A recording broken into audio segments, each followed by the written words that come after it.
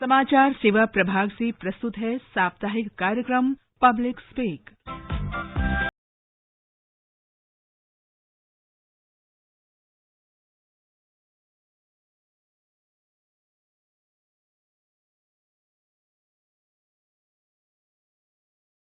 दीपावली की ढेरों शुभकामनाओं के साथ पब्लिक स्पीक कार्यक्रम में आपके साथ मैं हूं कमल कुमार प्रजापति। श्रोताओं, इस कार्यक्रम में हम आपसे जुड़े हुए मुद्दे सरोकार उठाते हैं, उन पर चर्चा करते हैं विशेषज्ञों के साथ। और आज ऐसा ही एक विषय हम कार्यक्रम में चर्चा के लिए लाए हैं। दोस्तों, हम सभी जानते हैं कि भारत के तमाम हिस्सों में मौसम में बदलाव हो रहा है। इस बदलते मौसम के साथ जिस सबसे बड़ी समस्या से हमें जूझना पड़ता है वो है वायु प्रदूषण। वायु प्रदूषण के कई कारण होते हैं, जिससे कि हवा में जो पार्टिकल्स हैं, पार्टिकुलेट मैटर 2.5, पार्टिकुलेट मैटर 10 और दूसरी गैसें, जिससे कि एयर क्वालिटी इंडेक्स का लगातार बढ़ने से प्रदूषण का स्तर खतरनाक हो जाता है और जिससे हमें कई गंभीर स्वास्थ्य समस्याओं का सामना करना पड़ता है। तो आज हमारे साथ इसी विषय पर चर्चा करने के लिए कार्यक्रम में जुड़ रहे हैं राम मनोहर लोहिया हॉस्पिटल के पूर्व सलाहकार doctor A.K. Varshney. Doctor Varshney, आपका स्वागत है कार्यक्रम में और हम आपको दीपावली की भी ढेरों शुभकामनाएं प्रेषित करते हैं। जी धन्यवाद, और आपके सभी श्रोताओं को और आपको भी मेरी ओर से सभी को दीपावली बहुत अधिक शुभकामनाएं। डॉक्टर वार्ष्णेय, ये ऐसा मौसम होता है जबकि हमें प्रदूषण की समस्या से जूझना पड़ता है और जो कई कारण हैं, चाहे वो वाहनों से निकलने वाला प्रदूषण हो या कंस्ट्रक्शन से निकलने वाला प्रदूषण हो या जो कूड़ा कचरा जलाने से निकलने वाले खतरनाक रसायन हैं उससे फैलने वाला प्रदूषण हो, हवा में मिलने वाली धूल का प्रदूषण हो, इससे हवा का प्रदूषण होता है जो कि हमारे स्वास्थ्य के लिए गंभीर स्थिति पैदा करता है। सबसे पहले हम एक मूल सवाल से ही चर्चा शुरू करते हैं कि ये हवा का प्रदूषण हमारे लिए कौन कौन सी स्वास्थ्य समस्याएं पैदा करता है और कितना गंभीर है हमारे स्वास्थ्य के लिए। देखिए, बिल्कुल आपने ठीक कहा कि लगभग इस मौसम में आते आते ये जो हवा का प्रदूषण है, वायु प्रदूषण है, जिसको हम एयर क्वालिटी इंडेक्स से भी नापते हैं, ये काफी ज्यादा बढ़ जाता है। और नॉर्मल एयर क्वालिटी जो इंडेक्स है वो 50 तक अच्छा माना जाता है और 50 से 100 तक एक्सेप्टेबल होता है। उसके ऊपर जब बढ़ता चला जाता है तो वो जितना ज्यादा होगा उतना खतरनाक होता चला जाता है और 300 के ऊपर काफी ज्यादा खतरनाक हो जाता है। अभी भी देखिए, अगर हम दिल्ली की बात करें तो काफी एरिया में 200 से ज्यादा ऑलरेडी पहुंच चुका है और इसके कारण यही होते हैं कि इस समय एक तो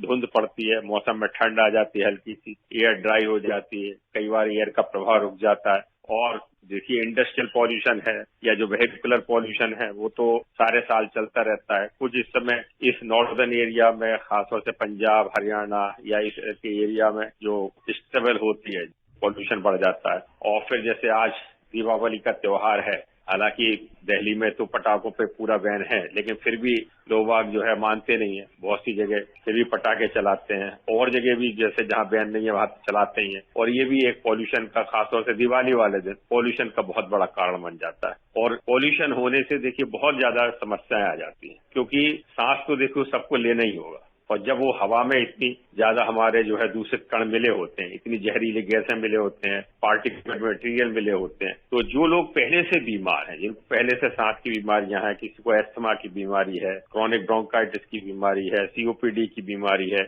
उनके लिए तो ये मौसम बहुत ही ज्यादा परेशानी वाला हो जाता है।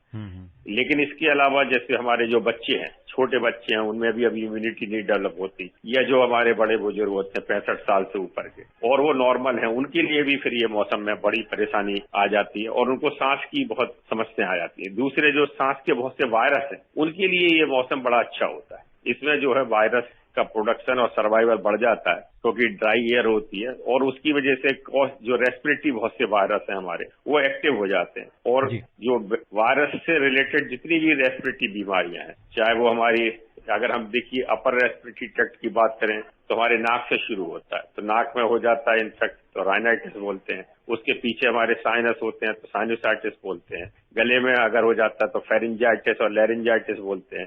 अगर हमारी सांस की नली में हो जाता है तो उसे ट्रैकियाइटिस बोल जाते हैं। अगर उसके आगे जो हमारी 2 ब्रोंकाई होते हैं उनको ब्रोंकाइटिस बोलते हैं और अगर लंग्स में चला जाता है तो उसको न्यूमोनाइटिस बोलते हैं। तो ये सब जो रेस्पिरेटरी ट्रैक्ट के हिस्से हैं वो सारे प्रभावित हो जाते हैं क्योंकि सांस सबको लेना है और ये बीमारियां बहुत ज्यादा मात्रा में इस समय बढ़ जाती हैं। बिल्कुल।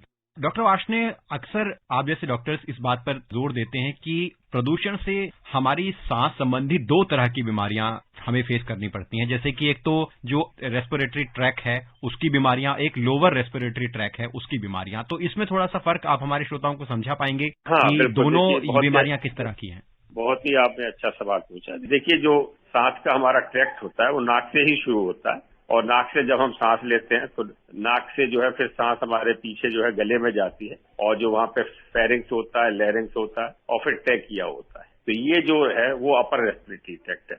उसके बाद जब वो ट्रैकिया आगे डिवाइडेड हो जाती है ब्रोंकस में, और वो लंग्स में चला जाता है, तो ये वाला हिस्सा हमारा लोअर रेस्पिरेटरी ट्रैक्ट कहलाता है। तो ज्यादातर केस में जो है अपर रेस्पिरेटरी वाले इन्फेक्शन बहुत ज्यादा कॉमन होते हैं, क्योंकि जो हमारा अपर रेस्पिरेटरी में है वो यूजुअली फिल्टर का काम करता है। नेचुरल डिफेंस मैकेनिज्म होते हैं, जैसे नाक में ऑलरेडी सीलिया होते हैं जो उसको रोकते हैं, एयर को रोकते हैं, वायरस को रोकते हैं। लेकिन कई बार जब इन्फेक्शन हो जाता है तो हमारा नेजल ब्लॉकेज हो जाता है, सीक्रीशंस आने शुरू हो जाते हैं, तो वो जो है वायरस वगैरह फिर हमारे नहीं रोक पाते, और म्यूकस थिक हो जाता है तो वो भीतर चले जाते हैं और हमारे को तकलीफ देनी शुरू हो जाती है, नाक बहनी शुरू हो जाती है। इसके अलावा अगर गले में चला जाता तो गले में दर्द होना शुरू हो जाता है। अगर लैरिंग्स में इन्फेक्शन आ जाता तो हमारी आवाज, लैरिंग्स को हम वॉइस बॉक्स बोलते हैं, उससे हमारी आवाज प्रभावित होती है। कई बार आपने देखा होगा कि लोगों को आवाज में दिक्कत आ जाती है, आवाज भारी हो जाती है, तो वो लैरिंग्स की वजह से हो जाता है। गले में खराश सा भी महसूस होता है, गले में खराश, हाँ, जो बहुत कॉमन सिम्टम होता है, उसको हम फेरिंजाइटिस बोलते हैं। तो ये सारा जो ट्रैक्ट है इसको हम अपर रेस्पिरेटरी ट्रैक्ट बोलते हैं। उसके नीचे का जो हिस्सा है, जो ब्रोंकस होते हैं हमारे, या जो लंग्स में जो हमारी नलियां होती हैं, वो जब वहां पे प्रभावित होती हैं तो उसको लंग्स में को हम न्यूमो बोलते हैं, तो उसमें इन्फेक्शन हो जाता है, तो निमोनिया बोलते हैं, निमोनाइटिस बोलते हैं, वो हमारा लोअर रेस्पिरेटरी ट्रैक्ट होता है। तो डॉक्टर वार्ष्णेय, जैसा कि अभी आपने कहा था कि कुछ ऐसे ग्रुप्स हैं, चाहे वो बच्चे हों, बुजुर्ग हों, कोमोर्बिडिटीज या गंभीर बीमारियों से ग्रस्त लोग हों, उनके लिए इस मौसम में बड़ा खतरा बढ़ जाता है, क्योंकि जो रेस्पिरेटरी इन्फेक्शन है वो उनको ज्यादा प्रभावित करता है। जो पल्मोनरी डिजीजेस हैं, अस्थमा के जो पेशेंट्स हैं, वो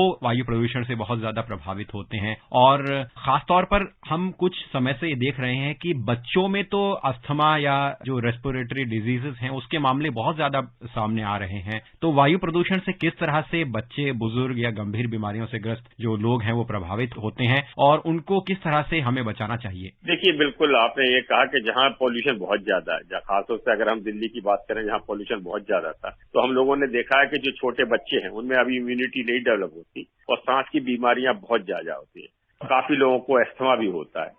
तो बच्चों को देखिए, अब सुबह स्कूल भी जाना होता है, ये तो पक्का है, पर यह है कि जितनी अच्छी तरीके से हो सकता है कि बच्चे अगर स्कूल जाते हैं तो अच्छी तरीके से अपने कान वगैरह को ढक के जाएं, सिर को ढक के जाएं, और छोटे बच्चों को हम एडवाइज नहीं कर सकते कि वो मास्क लगा के जाएं। थोड़े जो बड़े बच्चे हैं वो मास्क का भी कर सकते हैं, और बहुत ही ज्यादा धुंध हो, काफी जगह तो उस समय स्कूल बंद कर देते हैं। और दूसरे इम्यूनाइजेशन का जरूर मैं कहूंगा यहाँ पे कि आजकल देखिए बहुत से इम्यून वैक्सीन अवेलेबल होती है, तो जो वैक्सीन जैसे इन्फ्लुएंजा की वैक्सीन है या और निमोनिया की वैक्सीन है, तो ये हम बच्चों में भी एडवाइज करते हैं और एडल्ट उनको भी एडवाइज करते हैं। वैसे तो हर कोई लगवा सकता है, तो इम्यूनाइजेशन भी अपना करवा लें, इससे भी जो है काफी हद तक लोगों को इस तरीके के सीजनल इन्फ्लुएंजा वायरस होते हैं उसमें मदद मिल जाती है। एक टेक्निकल मैं प्रश्न आपके सामने रखना चाहूंगा। हम अक्सर पार्टिकुलेट मैटर्स की चर्चा करते हैं जब भी प्रदूषण की बात होती है, जिससे कि हमारा एयर क्वालिटी इंडेक्स खराब होता है। Particulate matter 2.5, particulate matter 10। तो ये जो पार्टिकल्स हैं या प्रदूषक तत्व हैं, कैसे हमारे शरीर को ये नुकसान पहुंचाते हैं, और खासतौर पर अगर आप अंतर भी बता सकें कि पार्टिकुलेट मैटर 2.5 क्या है और वो कैसे हमारे शरीर को नुकसान पहुंचाता है, और दूसरी तरफ पार्टिकुलेट मैटर 10 का क्या नुकसान है? जो धूल के कण होते हैं या जो वायरस हैं, या अगर उनका साइज 10 माइक्रोन से ज्यादा है तो उनको हम पार्टिकुलेट मैटर 10 बोलते हैं, और अगर 2.5 है तो 2.5 चूंकि बहुत फाइन पार्टिकल होते हैं, तो ये सीधे हमारे जो है सांस से हमारे लंग्स में चले जाते हैं, और वहां पे ब्रोंकाइटिस होने का डर ज्यादा रहता है, और एस्थमा होने का डर ज्यादा रहता है, निमोनिया होने का डर रहता है। जो पार्टिकुलर 10 मैटर जो पार्टिकल है वो ज्यादातर गले में ही रह जाते हैं, तो उससे थोड़ी सी पॉसिबिलिटी उसकी कम हो जाती है। इसके अलावा बहुत सी गैसेज भी होती है, जैसे सल्फर डाइऑक्साइड हो जाती है, नाइट्रस ऑक्साइड हो जाती है, ओजोन हो जाती है, तो ये भी हमारे शरीर को बहुत ज्यादा रेस्पिरेटरी ट्रैक्ट को नुकसान करती है। तो ये सब चीजों का ही हम जब नापते हैं, particular 2.5, 10, ozone, sulphur dioxide, nitrous oxide, तो इसी को ही हम नाप के एयर क्वालिटी इंडेक्स बोलते हैं। और ये एयर क्वालिटी इंडेक्स जो है एक पैमाना होता है। तो ये माना जाता है कि अगर 50 के नीचे है एयर क्वालिटी तो वो सांस लेने लायक है। अगर 50 से 100 है तो वो एक्सेप्टेबल है। उसके ऊपर उसकी जितना बढ़ता चला जाता है उसकी एक्सेप्टेबिलिटी कम हो जाती है। और अगर वो 300 के ऊपर पहुंच जाता है तो वो बहुत ही अलार्मिंग सिचुएशन आ जाती है। और उस समय जो है गवर्नमेंट अपने डिफरेंट रेस्पॉन्स निकालती है किस तरीके से करें। आजकल देखिए जैसे दिल्ली में वेहिकुलर पॉल्यूशन भी बहुत ज्यादा है, तो उस पर भी सरकार का जोर रहता है कि पॉल्यूशन सर्टिफिकेट के बिना जो है वो अभी नोटिफिकेशन आया कि लोगों को पेट्रोल और डीजल नहीं मिलेगा। इसके अलावा जो डीजल के जनरेटर सेट वगैरह है जिनसे पॉल्यूशन काफी होता है वो भी बंद कर दिए जाते हैं। अगर कोई ऐसे कारखाने हैं जहाँ पॉल्यूशन ज्यादा हो रहा है वहाँ भी रोका जाता है। पराली की भी एक समस्या लगातार बनी हुई है, उसके लिए भी नए नए उपाय सोचे जा रहे हैं कि किस तरीके से हम केमिकल से या मशीनों से इसको जो है दबाएं जिससे कि ये जलाएं नहीं किसान लोग। तो सभी फ्रंट पे काम करने की बात है, तभी ये प्रॉब्लम कम हो। अक्सर लोगों में ये भी सुनने को मिलता है और हम अक्सर पढ़ा करते हैं कि हायर ब्लड प्रेशर, हाइपरटेंशन जैसी बीमारियां वायु प्रदूषण से हो सकती हैं और जिनको पहले से ही उच्च रक्तचाप की परेशानी है, हाइपरटेंशन की परेशानी है, उसके बढ़ने में भी वायु प्रदूषण की भूमिका है। क्या ये बात सच है? अगर सच है इससे कैसे बच सकते हैं? उसका कारण यही है कि जब हमारा जैसे प्रदूषण बढ़ता है तो हमको सांस लेने में तकलीफ होती है और हमारे शरीर में ऑक्सीजन का लेवल भी कम हो जाता है। और जिन लोगों को हार्ट की प्रॉब्लम होती है या ब्लड प्रेशर की प्रॉब्लम होती है उन लोगों को जब ऑक्सीजन का लेवल कम होता है, सांस लेने में होता है, तो उनका हार्ट रेट बढ़ जाता है और उनका ब्लड प्रेशर भी बढ़ जाता है। और जिन लोगों को पहले ही हार्ट की बीमारियां, एंजाइना या हार्ट अटैक या उससे प्रभावित है, उन लोगों को दोबारा हार्ट अटैक होने की या हार्ट की समस्याएं होने की संभावना बढ़ जाती है। तो उन लोगों को बहुत ज्यादा सावधान रहने की जरूरत है। जितने भी सांस के मरीज हैं, जिनको पहले से एस्थमा है, जिनको ब्रोंकाइटिस, क्रॉनिक ब्रोंकाइटिस है,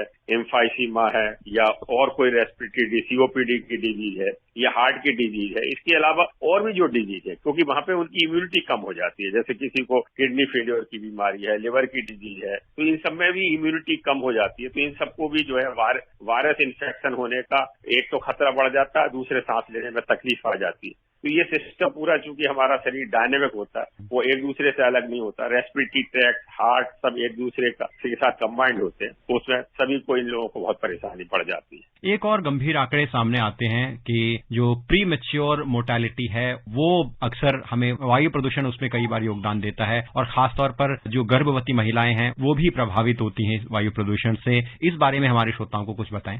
या अगर गर्भवती महिला है तो वो भी जब इस तरीके की दूषित वायु का प्रदूषण करेगी तो जो उनका गर्भ में बच्चा है उस पर काफी निगेटिव इफेक्ट देखे गए हैं। ये उसी तरीके के हैं जैसे स्मोकिंग। जब हम स्मोकिंग करते हैं वो भी पॉल्यूशन करता है और उसमें जैसे देखा गया अध्ययन में कि आपका जो है बच्चे का ग्रोथ रिटार्डेशन हो सकती है, प्री मैच्योर डिलीवरी हो सकती है और या प्री एक्लेम्पसिया हो सकता है, तो बर्थ के डिफेक्ट भी हो सकते हैं। तो ये सब चीजें होने की संभावना बढ़ जाती है वल्नरेबल ग्रुप में, जिसमें छोटे बच्चे आते हैं, गर्भवती महिलाएं आ जाती हैं या हमारे बुजुर्ग आ जाते हैं या जिनको कोमोर्बिड कंडीशन है। वैसे तो देखिए जो स्वस्थ लोग हैं उनको भी शरीर पर असर पड़ता है, परंतु ये वल्नरेबल ग्रुप है और इन सब में वायरस इन्फेक्शन होने का या ज्यादा गंभीर स्थिति होने का खतरा बढ़ जाता है। अब एक एक करके हम वायु प्रदूषण के कारणों पर बात करते हैं और कैसे हम उससे बच सकते हैं, उसका निदान हम खोज सकते हैं। इस बारे में हम थोड़ी अब चर्चा कर लेते हैं। जैसे कि आपने भी बहुत सारे कारण बताए थे कि जिस पर सरकार अक्सर जब एयर क्वालिटी इंडेक्स खराब होता है, पार्टिकल्स की मात्रा बढ़ जाती है, तो उस पर रोकथाम के लिए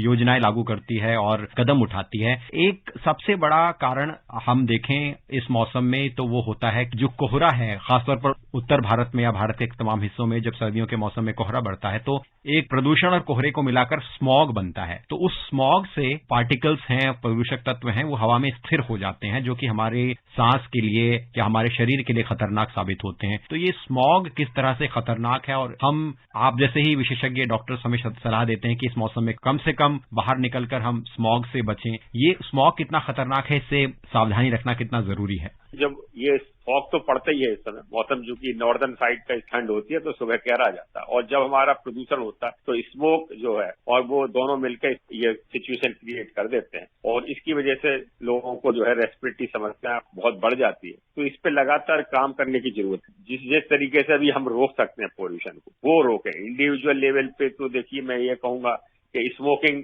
बिल्कुल नहीं करनी चाहिए किसी को भी, क्योंकि स्मोक भी जो पर्सनल स्मोकिंग है वो भी हमारे लिए बहुत बड़ा कारण बनता है। और जो धूल धुआं कहीं पे भी जिस तरीके से हम रोक सकते हैं वो रोकना चाहिए। जैसे भाई गांव की साइड वगैरह में तो देखिए चूल्हे वगैरह पुराने चलते हैं, शहरों में तो चलिए गैसेज वगैरह का इस्तेमाल हो जाता है।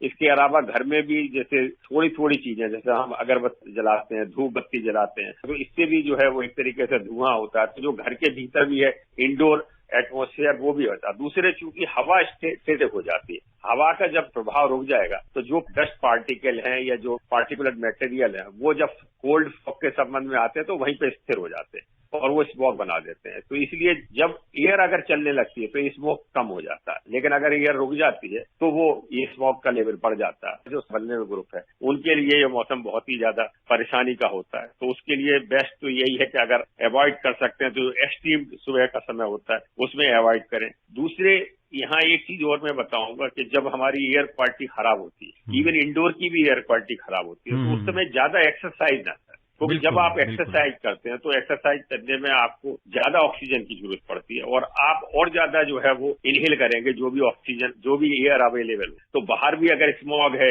या घर के भीतर भी अगर पॉल्यूशन है तो वो आपका ज्यादा जाएगा। तो अनयूजुअल एक्सरसाइज को इस समय थोड़ा सा टालना चाहिए क्योंकि वो फायदा ना करके आपको नुकसान पहुंचा सकती है। और जैसे बुजुर्ग मरीज हैं या हार्ट के मरीज हैं उनके लिए तो ये और भी ज्यादा समस्या पैदा कर सकती है। तो ये डेफिनेटली बहुत सावधानी का मौसम होता है। इसके अलावा जैसे कुछ वैक्सीन हमारी उपलब्ध होती हैं उनको भी लोग लगवा सकते हैं, जिससे कि ये इन्फ्लुएंजा का मौसम होता है, फ्लू जिसको हम बोलते हैं, तो उसमें भी ये सीजनल हर बार एक नया बैच आता है वैक्सीन का जो अक्टूबर नवंबर में उपलब्ध होता है। तो ये जो भी रिकमेंडेड होते हैं डॉक्टरों की सलाह से वो अपना वैक्सीनेशन भी करा सकते हैं। हर साल एनुअल वैक्सीनेशन होता है। तो ये सब चीजों का ध्यान रख के हम इन बीमारियों से कुछ हद तक अपने को बचा सकते हैं। आपने बहुत महत्वपूर्ण बात कही डॉक्टर वार्ष्णेय कि हर साल हम देखते हैं जब भी हमारा एयर क्वालिटी इंडेक्स 300 के पार या लगभग 400 तक पहुंच जाता है, जो कि बहुत गंभीर स्थिति होती है, उस वक्त अक्सर डॉक्टर्स के द्वारा ये एडवाइस दी जाती है कि हम अपनी एक्सरसाइज को रोक दें जो भी हम वर्कआउट करते हैं, क्योंकि जो सांस के जरिए हम हवा में दूषित कणों को अपने अंदर लेंगे उससे हमारा स्वास्थ्य खराब हो सकता है।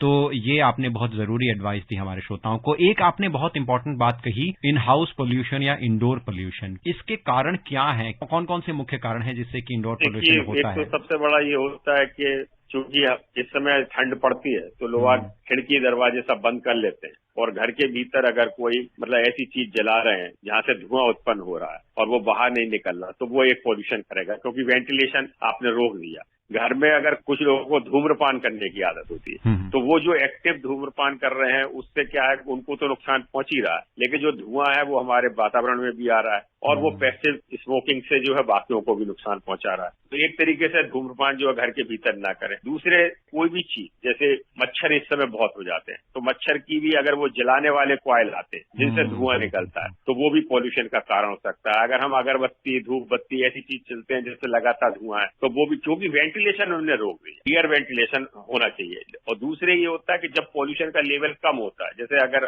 रात के वक्त हम देखें तो थोड़ा पॉल्यूशन का लेवल कम हो जाता है 2-3 बजे के करीब, अगर पॉसिबल हो तो उस समय जो है थोड़ी सी खिड़कियां दरवाजे खोल दें तो उस समय जो कि बाहर की एयर काफी हद तक ठीक है तो वो हमारा वेंटिलेशन हो जाएगा तो जो घर की एयर है वो भी सुधर सकती है। तो ये छोटे छोटे उपाय किए जा सकते हैं, लेकिन सबसे ज्यादा जोर यही है कि वो पॉल्यूशन चाहे इंडोर पॉल्यूशन हो चाहे आउटडोर पॉल्यूशन हो, उसको हम किस तरीके से रोक सकते हैं। उस पर इंडिविजुअल का भी बहुत बड़ा रोल है और सरकारें अपने लेवल पे जो भी काम कर रही हैं वो कर ही रही हैं। तो एयर प्यूरिफायर भी आते हैं जो इंडोर के लिए इस्तेमाल किए जा सकते हैं, उससे भी कई बार वो जो हमारे जो है एयर क्वालिटी को बढ़ा देते हैं इंडोर की। जो लोग अफोर्ड कर सकते हैं तो वो ले सकते हैं, उसमें कोई नुकसान नहीं है। और फिर एक तो ये रहा, दूसरे ये होता है कि हमारा इम्यूनिटी बढ़ाने का भी होता है। अगर इम्यूनिटी बढ़ाने के लिए हाइड्रेशन बहुत चाहिए, क्योंकि ये विंटर का मौसम होता है, लोग पानी का या लिक्विड का सेवन कम कर देते हैं, उससे भी जो है ड्राई एयर हो जाती है और ये रेस्पिरेटरी जो हमारा म्यूकस वगैरह है या सांस लेना के जो ट्रैक्ट होते हैं वो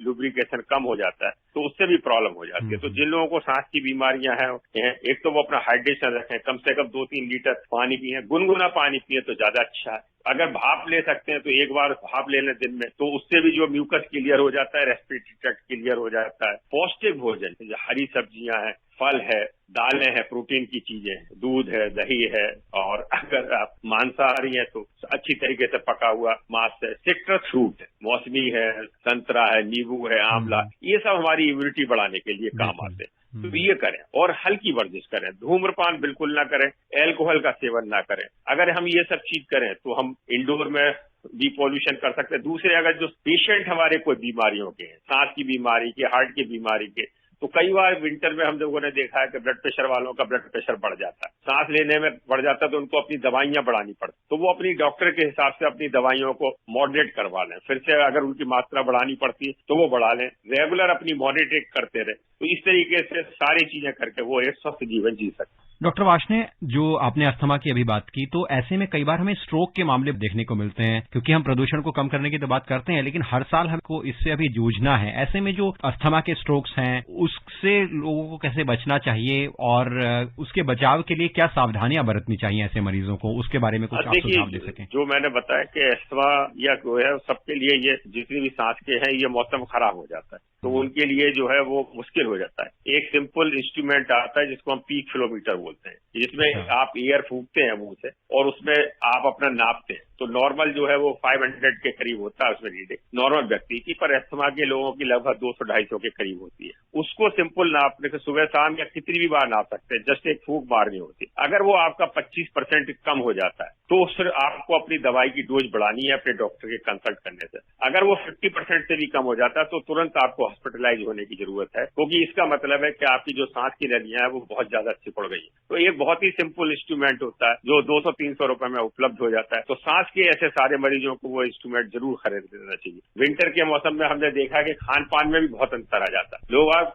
लिक्विड चीजों का सेवन कम कर देते हैं और बाकी चीजों का सेवन बढ़ा देते हैं और दूसरे एक्सरसाइज भी कम हो जाता है। तो ज्यादातर लोगों का हमने देखा कि ब्लड प्रेशर बढ़ जाता है, शुगर बढ़ जाता है, और चूंकि हाइड्रेशन कम होता है तो क्लॉटिंग होने का भी बहुत डर रहता है, चाहे वो हार्ट की क्लॉटिंग हो चाहे ब्रेन की क्लॉटिंग हो, तो वो भी बहुत डर रहता है। तो ये बहुत ज्यादा जरूरी है, जो मैं बार बार कह रहा हूँ कि उन्हें अपना हाइड्रेशन रखना चाहिए। 2-3 लीटर लिक्विड की चीजें, लिक्विड का मतलब ये नहीं है कि पानी पीना, उसमें सूप हो सकता है, जूस हो सकता है, चाय कॉफी भी हो सकती है, जो लाइक करते हैं वो लिक्विड जरूर लेते रहे, हल्की सी वर्जिश करते रहें, अल्कोहल धूम्रपान ना करें, अपनी दवाइयों को नियमित तरीके से करते रहें और अपना ब्लड प्रेशर, शुगर, जो अपना ऑक्सीजन लेवल, या जैसे मैंने आपको बताया पीक फ्लोमीटर से अपनी सांस का जो है रेसिस्टेंस लेवल के हमारी सांस को कितना आ रहा, ये सब छोटी छोटी चीजें करने से वो ज्यादा बेहतर जीवन व्यतीत कर सकते। आपने डिहाइड्रेशन की बात की थी अभी डॉक्टर वार्ष्णेय।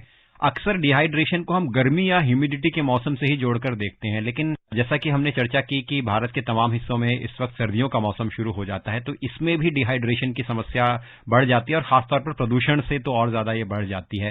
तो अपने शरीर को हाइड्रेट रखना कितना आवश्यक है ऐसे में? मैंने बताया ना कि देखिए विंटर में क्या होता है, सडनली लोग लिक्विड का सेवन बहुत कम कर देते हैं, क्योंकि उनको लगता है इस समय जरूरत, क्योंकि नॉर्मली मौसम ठंडा होता है तो प्यास तो लगती नहीं, तो इसलिए वो उसको जरूरत नहीं समझते, लेकिन वो शरीर के लिए बहुत आवश्यक है। हमारे शरीर के सिस्टम को, इंटरनल सिस्टम को लुब्रिकेट करने के लिए बहुत आवश्यक, दूसरे किडनी के फंक्शन के लिए भी बहुत आवश्यक। इसलिए एक स्वस्थ व्यक्ति को कम से कम 2 लीटर सब लिक्विड्स जरूर लेने चाहिए। इसके अलावा देखिए, अगर जो अल्कोहल के लोग हैं, अल्कोहल लेते हैं, उन्हें अल्कोहल नहीं लेना चाहिए, क्योंकि जब वो अल्कोहल लेते हैं तो वो डायरेटिक का काम करता है, उससे यूरिन बहुत ज्यादा आता है और वो समझते हैं कि हमने ये लिक्विड ले लिया। वो लिक्विड जो है आपके पानी या और लिक्विड जैसा नहीं है, तो वो बिल्कुल बहुत ज्यादा आपको नुकसान करता है और इस डिहाइड्रेशन की वजह से आपको डिफरेंट तरीके की जो क्लॉटिंग मैंने बताई, वो ब्लड थिक हो जाता है, तो जो हार्ट में भी क्लॉट के डर रहते हैं और ब्रेन में भी क्लॉटिंग का डर रहता है।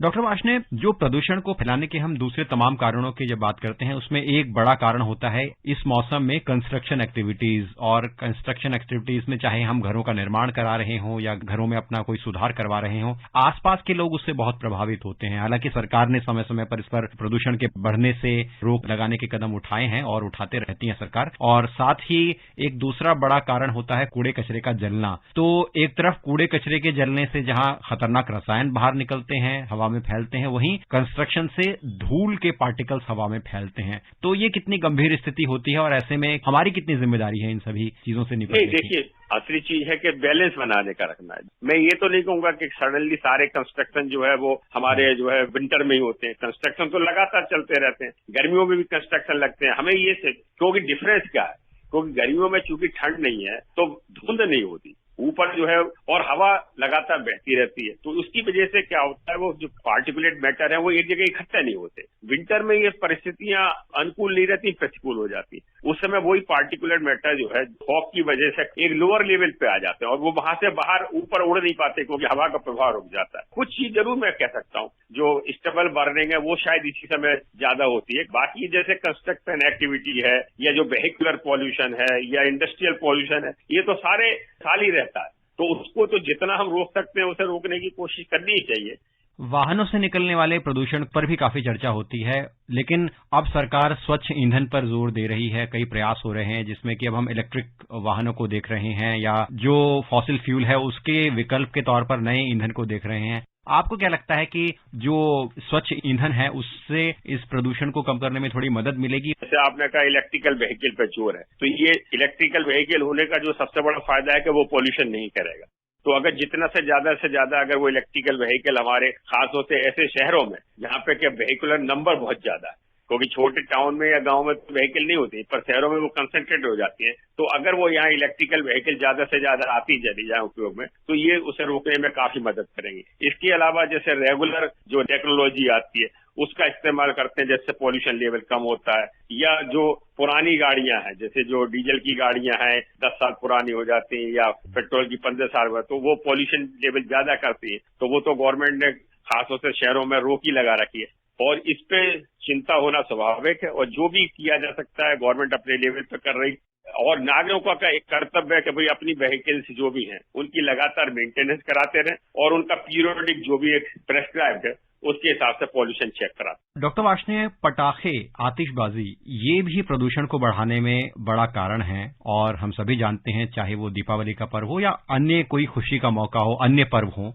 हम अपनी खुशी के लिए पटाखों की ओर देखते हैं। हालांकि अब सरकार ने पटाखों या आतिशबाजी पर प्रतिबंध लगा दिया है। कैसे हम इससे प्रभावित होते हैं? पटाखों में देखिए सल्फर डाइऑक्साइड है, कार्बन मोनोऑक्साइड है, इस तरीके की बहुत सी खतरनाक गैसें निकलते हैं, बहुत से जो है उसमें कैडमियम या और तरीके के बहुत से मिनरल निकलते हैं, तो ये बहुत ज्यादा हमारे स्वास्थ्य पे असर डालते हैं और कोर्ट भी समय समय पर और सरकारें भी समय समय पर इस पर प्रतिबंध लगाते रहते हैं। इसके दो पहलू हैं, एक तो ये होता है कि जलाने में उसको देखते हुए जलता है या जो उससे खुशी हो रही है उसकी आवाज से जो हो रहा है वो एक खुश होने का लोगों का तरीका है, लेकिन चूंकि उसके दुष्प्रभाव अब बहुत ज्यादा होने लगे हैं, तो मैं आपके श्रोताओं को यही कहूंगा कि हम पटाखे ना जलाएं तो बहुत अच्छी बात है। बिल्कुल ही अपने बच्चों को भी समझाएं कि किस तरीके से ये उनके स्वास्थ्य पर और सभी के स्वास्थ्य पर बहुत बुरा असर डाल रहा है। अब दूसरा एक पहलू उठता है कि भाई फिर पटाखे बनी क्यों रहे हैं, बनने से रोकें, तो अब कई चीजें इस पर देखनी पड़ती है सरकारों को। लेकिन जहां जहां शहर हैं और जहां जहां पॉपुलेशन बहुत ज्यादा है वहां तो डेफिनेटली ये बैन होना बहुत जरूरी है। दिवाली खुशी का त्योहार है, अच्छी तरीके से एक दूसरे से मिलें, अच्छी तरीके से मिठाइयां खाएं, पूजन करें, और पटाखे ही एक खुशी का तरीका नहीं हो सकता, क्योंकि जब आप पटाखे जलाते हो उससे पोल्यूशन होता है। तो कई बार हमने देखा कि चूंकि मैं अस्पताल में रहा हूं लंबे साल तक, 40 साल तक, मैंने देखा कि दिवाली पे बहुत से जलने के केस आते हैं। दूसरे जैसे सांस के लोगों को एकदम ही अस्थमा का अटैक या और बीमारियों का अटैक आ जाता है, वो हॉस्पिटलाइज हो जाते हैं, तो हमारी जो सारी खुशी है वो खराब हो जाती है। तो आग्रह करेंगे सबसे या सुझाव देंगे पटाखों को हम ना जलाएं तो अच्छी बात। डॉक्टर वार्ष्णेय, कोविड-19 महामारी निश्चित रूप से विश्व के लिए एक बहुत बड़ी चिंता का 2 वर्षों में एक बहुत बड़ी वजह बनी है, लेकिन हमने एक जो बहुत अच्छी चीज सीखी है इस दौरान, मास्क पहनने की आदत। तो आप क्या कहना चाहेंगे कि इस बढ़ते प्रदूषण में मास्क पहनने से हमें कितनी सहायता मिलती है, किस तरह से हम इससे बच सकते हैं? देखिए मास्क तो बहुत हेल्प करता है कि अगर आप बाहर निकलते हैं तो मास्क पहन के ही निकले, भले ही चाहे वो मैंडेटरी नहीं है और उस पर पेनाल्टी खत्म कर दी गई है, परंतु मास्क आपकी सेहत के लिए बहुत अच्छा है, क्योंकि इससे देखिए आप जो पॉल्यूशन है उससे भी काफी बचते हैं और कोई से भी रेस्पिरेटरी वायरस होते हैं। पिछले दिनों जब स्टडी हुई, जब कोविड में जबरदस्ती कंपलसरी मास्क पाया गया, तो जो सबसे बड़ा उसका फायदा हुआ कि जो ट्यूबरकुलोसिस की एक बीमारी है, जो रेस्पिरेटरी बीमारी है जो कि सांस से ही फैलती है, उसके केसेस काफी कम हो गए, तो वो उसका एक कोरोलरी फायदा हुआ। तो मास्क पहनने के अपने बहुत ज्यादा फायदे हैं। डॉक्टर वार्ष्णेय, बड़ी महत्वपूर्ण चर्चा रही आपके साथ, और हमारे श्रोताओं को भी जो उनके मन में प्रदूषण को लेकर या हमारे स्वास्थ्य को लेकर जो प्रश्न रहे होंगे उनका जरूर उत्तर मिल गया होगा। आप कार्यक्रम में आए, शामिल हुए और हमारे श्रोताओं को बड़ी महत्वपूर्ण जानकारियां दी, इसके लिए आपका बहुत बहुत धन्यवाद। जी धन्यवाद। आप श्रोताओं, हमारे इस कार्यक्रम को आप हमारे YouTube channel news on AIR official पर सुन सकते हैं और साथ ही हमारी वेबसाइट www.newsonair.gov.in पर भी ये कार्यक्रम आपके लिए उपलब्ध है। अगले सप्ताह आपसे फिर मुलाकात होगी पब्लिक स्पीक कार्यक्रम में एक नए विषय के साथ। फिलहाल मैं कमल आपसे आज के इस पब्लिक स्पीक कार्यक्रम से अनुमति लेता हूं। नमस्कार।